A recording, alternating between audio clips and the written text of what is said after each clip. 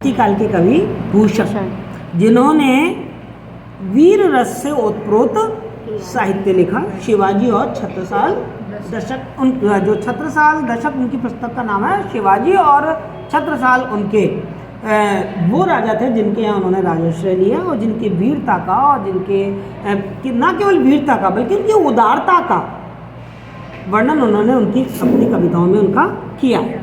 आज जो हम कवित्व पढ़ने जा रहे हैं वो कवित्व भाई हमको आज भी जगाता है। हमारे अंदर आज भी ये कमी है। भारत पहले विश्वगुरु कहलाता था। मैं आपसे एक प्रश्न पूछती हूँ, क्यों? क्योंकि हम सब मिलकर रहते थे। फिर कुछ विदेशियों ने हमारे ऊपर आक्रमण किया और विदेशी वैसे तो हमको जीत नहीं पाए। आपने बहुत जगह पढ़ा होगा, देखा होगा मूवी में। तो उन्होंने क्या किया? हम में आपस में फूट डाली। पृथ्वीराज चौहान को क्या जीत पाया था? मोहम्मद गौरी नहीं जीत पाया था। 1191 में तराइन का प्रथम युद्ध हुआ और उसमें मोहम्मद गौरी हार गया। फिर उसने क्या किया? फूट डाली। पृथ्वीराज का ही एक भाई था जयचंद, उसको अपनी तरफ मिला लिया। ताकत बढ़ गई। मोहम्मद गौरी ने दोबारा आक्रमण कर दिया 1 साल बाद। 1192 का तराइन का द्वितीय युद्ध होता है और उसमें पृथ्वीराज चौहान हार जाता है। तो इस तरीके से फूट डालकर इन्होंने भारत को जीत लिया। और ये जो प्रवृत्ति है वो अंग्रेजों के समय में तो और भी ज्यादा बढ़ गई। राजपूत काल में तो हमने देखा ही कि किस तरीके से हमारे हिंदू आपस में फूट गए और अंग्रेजों ने तो ये नीति अपना ली, फूट डालो और राज्य करो। पर मैं अंग्रेजों से पहले की बात करूं, क्योंकि जो कवि भूषण हैं उन्होंने शिवाजी के समय की बात ज़्यादा करी है। तो शिवाजी के समय में भी औरंगजेब जो इतने अत्याचार कर रहा था, क्यों कर रहा था? यदि सामने वाला ताकतवर होगा तो कोई कर पाएगा क्या? लेकिन सामने वाला यदि बिखरा हुआ होगा तो फिर जो तानाशाह लोग हैं वो तो अपनी मनमानी करेंगे।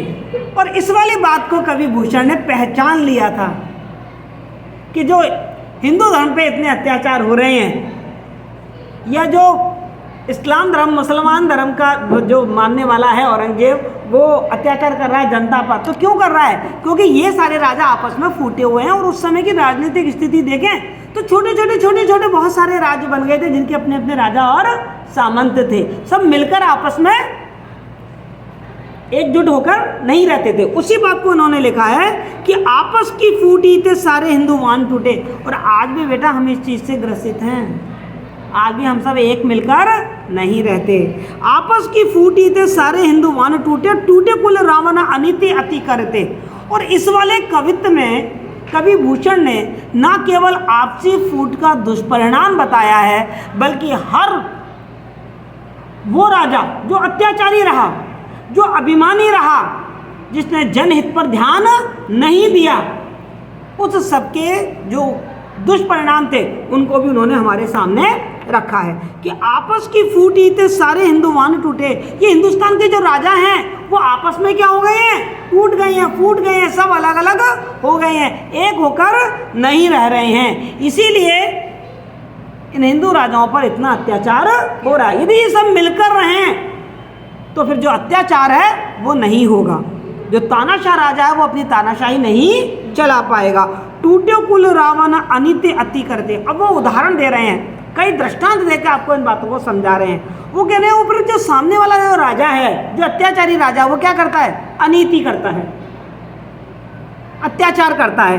तो वो कहते हैं कि अनीति तो फिर किसी की ज्यादा दिन तक चलती नहीं है। औरंगजेब तो क्या चीज है? अनीति तो रावण की नहीं चली। टूटे कुल रावण अनीति अति करते।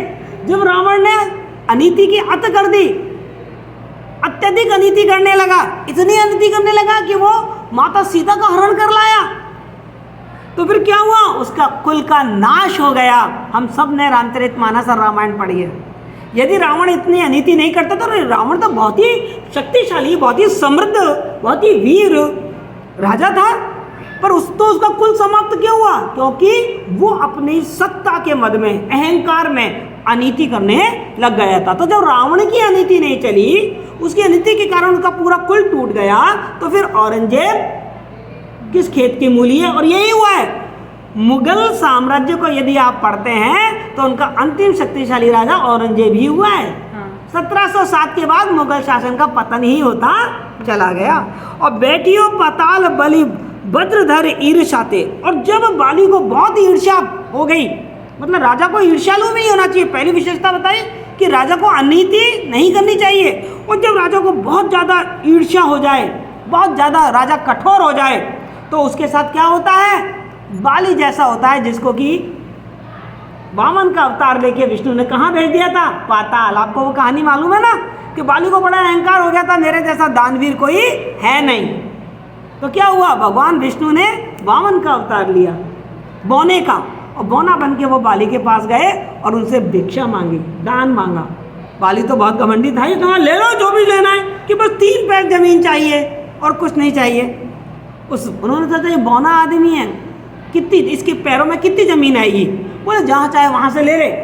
अब उस वामन ने ज़मीन नापना शुरू किया, तो जब उसने अपना एक कदम रखा तो पूरा 1 लोक नाप लिया, और जब उसने दूसरा कदम रखा तो पूरा दूसरा लोक नाप लिया, और जब उसने तीसरा कदम उठाया तो तीसरा लोक पूरा नाप लिया। बोले पैर कहाँ रखूं, अब बताइए पैर कहाँ रखूं।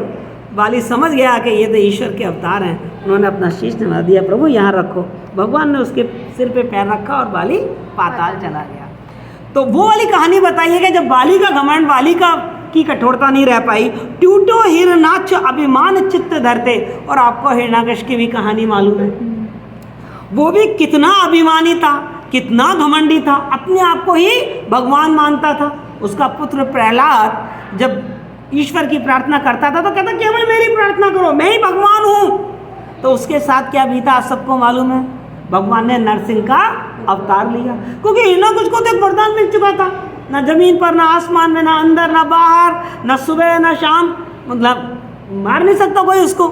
तो हिरण्याकश का लिया था ना, वो एक खंभे में से निकलते हैं और फिर वो हिरण्याकश को मार देते हैं। तो वो कहते हैं कि हिरण्याकश का अभिमान भी नहीं रहा, और औरंगजेब इतने अभिमान में हमारे ऊपर अत्याचार कर रहा है। टूट्यो शिशुपाल वासुदेव सो बेर करी।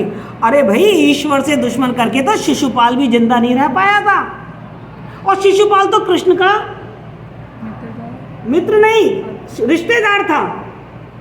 और कृष्ण ने कह दिया था, जब इसकी जान की रक्षा के लिए इसकी पत्नी ने, इसकी माँ ने निवेदन किया, तो कृष्ण ने कह दिया था कि मैं इसके 100 गुना माफ कर दूंगा, लेकिन जैसे ही 101 गुना होगा ना, मैं इसको मार दूंगा।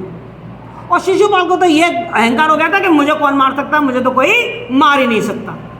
और शिशुपाल ने कृष्ण को गालियां बकना शुरू कर दी। अब कृष्ण गिनते गए 1 2 3 4 5 6, और जैसे 100 हुई, 101 में उन्होंने अपना सुदर्शन चक्र चलाया और शिशुपाल का वध कर दिया। तो शिशुपाल भी कृष्ण से, ईश्वर से बैर करके नहीं रह पाया, तो औरंगजेब तो कैसे रह पाएगा।